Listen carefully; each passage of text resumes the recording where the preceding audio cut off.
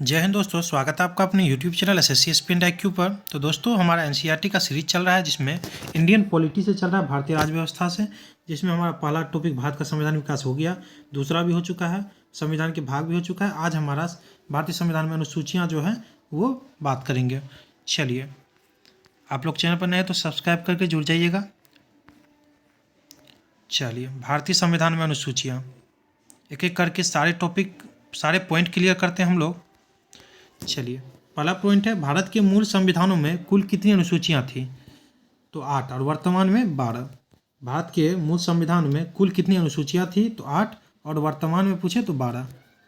भारतीय संघ में नए राज्य के गठन का प्रावधान किस अनुसूची में किया गया है? स्टार मार्क कर लीजिए इसको, बहुत इंपॉर्टेंट है, कई एग्जाम्स में पूछे जा चुके हैं कि भारतीय संघ में नए राज्य के गठन का प्रावधान किस अनुसूची में किया गया है? तो प्रथम अनुसूची में। भारतीय संविधान की प्रथम अनुसूची राज्य के नाम तथा उसके राज्य क्षेत्र का विवरण प्रदान करते हैं। स्टार मार्क कर लीजिए, भारतीय संविधान की प्रथम अनुसूचियाँ राज्य के नाम तथा उसके राज्य क्षेत्र का विवरण प्रदान करते हैं। चलिए, नेक्स्ट पॉइंट है हमारा, भारतीय संविधान में 9वीं अनुसूची को किस संविधान संशोधन के माध्यम से जोड़ा गया है? तो प्रथम संविधान संशोधन 1951। स्टार मार्क कर लीजिए, भारतीय संविधान में 9वीं अनुसूची को किस संविधान संशोधन के माध्यम से जोड़ा गया है? तो प्रथम संविधान संशोधन 1951। भारत के संविधान की किस अनुसूची में विभिन्न राज्यों में अनुसूचित क्षेत्रों के प्रशासन और नियंत्रण के लिए विशेष उपबंध है? तो 5वीं अनुसूची। भारतीय संविधान के किस अनुसूची में विभिन्न राज्यों में अनुसूचित क्षेत्रों के प्रशासन और नियंत्रण के लिए विशेष उपबंध है? तो 5वीं अनुसूची। चलिए, नेक्स्ट है हमारा सरकारों द्वारा शुल्क एवं कर लगाने का अधिकार संविधान की किस अनुसूची में उल्लिखित है? तो 7वीं अनुसूची में। किस अनुसूची में है? तो 7वीं अनुसूची में। राज्य भूमि सुधार अधिनियम को संवैधानिक सुरक्षा प्रदान करने हेतु इसे किस अनुसूची में सम्मिलित किया गया है? तो 9वीं अनुसूची। स्टार मार्क कर लीजिए, इसको भी फिर से रिपीट कर देते हैं। राज्य भूमि सुधार अधिनियम को संवैधानिक सुरक्षा प्रदान करने हेतु इसे किस अनुसूची में सम्मिलित किया गया है? तो 9वीं अनुसूची में। इंपॉर्टेंट है।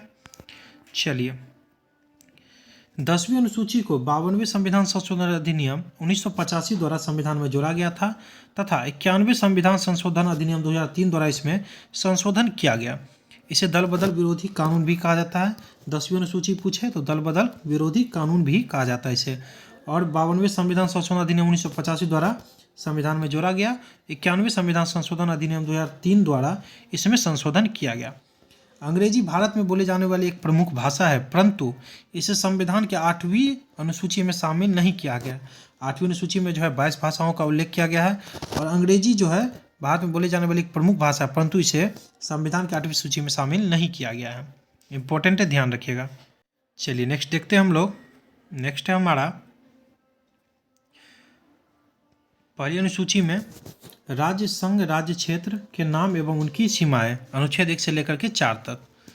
दूसरी अनुसूची देखेंगे, राष्ट्रपति, राज्यपाल, लोकसभा, राज्य विधानसभाओं के अध्यक्ष और उपाध्यक्ष, राज्यसभा, राज्य विधान परिषदों के सभापति और उपसभापति, सर्वोच्च न्यायालय, उच्च न्यायालय के न्यायाधीश, भारत का नियंत्रक एवं महालेख परीक्षा पदाधिकारियों के वेतन, भत्ते तथा पेंशन आदि से जुड़े प्रावधान।